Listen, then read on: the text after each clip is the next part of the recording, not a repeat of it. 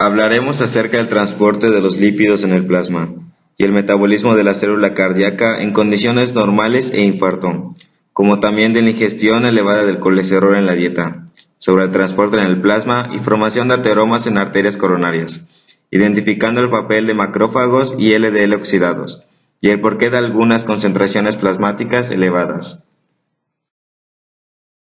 Los lípidos provenientes de la dieta, sintetizados por el hígado o liberados por el tejido adiposo, deben ser trasladados hasta los tejidos que necesitan emplearlos. Como los lípidos son insolubles en agua, el problema de cómo transportarlos se resuelve asociando los lípidos apolares con otros lípidos anfipáticos y con proteínas, para construir lipoproteínas y así transportarse. Se ingiere el alimento. Pasa por el estómago, de ahí al intestino por unas lipasas, que desdoblan el alimento dejando los triacilgliceroles de la dieta en el intestino en forma de kilo, de ahí al sistema linfático y a continuación a la circulación, en forma de las lipoproteínas como son kilomicrones nacientes, donde estos tienen apoproteínas que es la ApoB48. De esta manera no se puede ingresar al hígado directamente, tiene que pasar por una serie de pasos para ser transportados a los tejidos extrahepáticos. Necesitan la ayuda de otra lipoproteína que es la HDL, que ésta aprecia sus apoproteínas para que puedan ser aceptadas, que es la ApoC2 y la ApoE.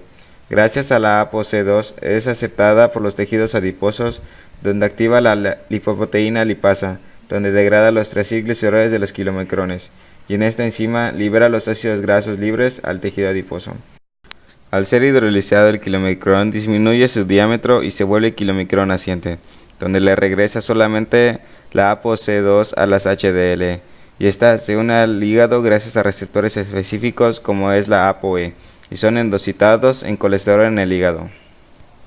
El colesterol libre que ya está en el hígado proveniente de la dieta y de los kilomicrones se va a ir a la sangre donde se cambia de transportador que en lugar de los kilomicrones son las VLDL nacientes, donde tiene un proceso parecido al de los kilomicrones.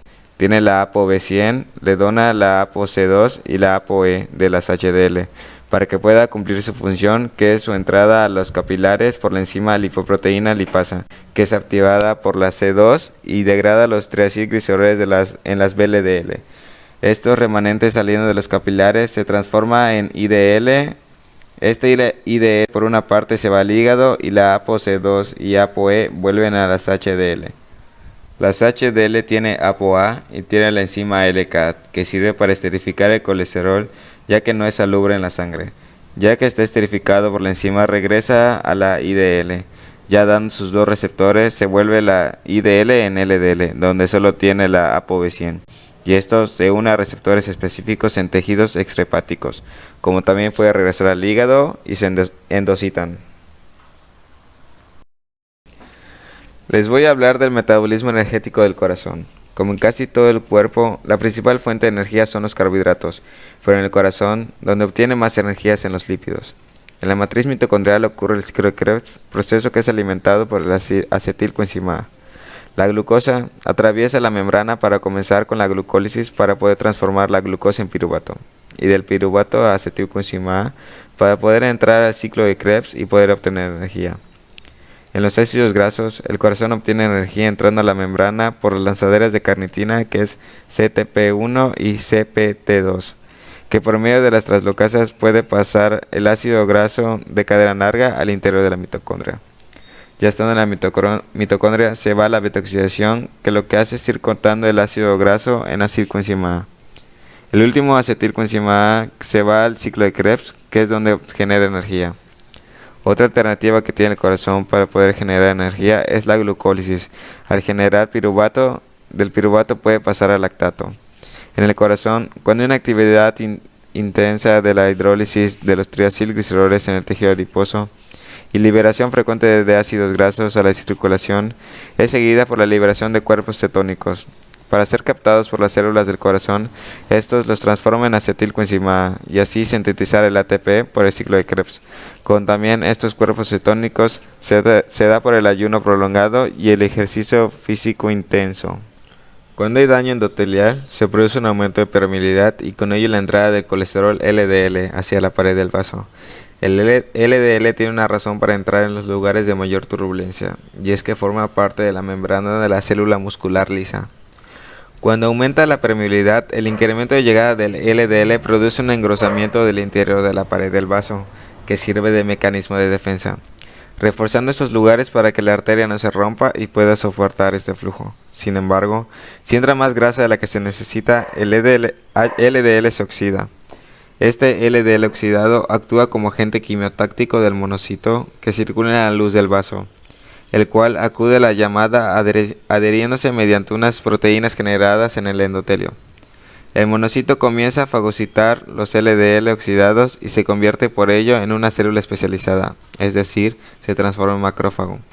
Es por tanto un primer mecanismo de defensa de la pared, recibiendo la ayuda de otros factores como el HDL, que colabora en la limpieza de este exceso de LDL oxidado. Por tanto, existe un mecanismo de limpieza del LDL en la pared del vaso, realizado fundamentalmente por los macrófagos y el HDL, tratando de evitar la progresión de la enfermedad. Pero si se sigue produciendo la entrada de más LDL, favorecido por los factores de riesgo, se producirá un exceso de LDL oxidado, que los macrófagos no podrán eliminar. Cuando esto ocurre, el sistema de limpieza queda sobrepasado y se llega a un desorden celular. Los macrófagos llenos de colesterol se mueren produciendo apoptosis. El metabolismo cardíaco es por excelencia aeróbico. Cuando el miocardio se encuentra en infarto, disminuye la obtención de ATP a través de la fosforilación oxidativa. Al disminuir el flujo sanguíneo a través de una arteria coronaria, disminuye el aporte de nutrientes y oxígeno. Esto limita el catabolismo de ácidos grasos. Al no existir oxígeno en las mitocondrias, la cadena respiratoria deja de recibir hidrógeno a partir de los cofactores NADH y FADH. La betoxidación y el ciclo de Krebs son procesos que requieren de las formas oxidadas de dichos cofactores, que son el NAD y el FAD. La ausencia de oxígeno determina la inactividad de la cadena respiratoria, por lo cual las mitocondrias acumulan NADH y dejan de formar ATP por fosforilación oxidativa. La glucólisis aporta algo de ATP a la célula, con la consecuencia de que el lactato y los hidrogeniones producidos se acumulen por la falta de flujo sanguíneo, que puede propiciar una acidosis intracelular. La liberación de los marcadores bioquímicos en la isquemia y la necrosis cardíaca se produce de la siguiente manera. Primero existe pérdida de la integridad de la membrana y las macromoléculas se difunden hacia el intersticio y luego hacia el torrente intravascular o linfático. El modo y tiempo de aparición de las proteínas miocárdicas en la sangre depende de la circulación, de la localización, del peso molecular y del índice de depuración en sangre. LDH.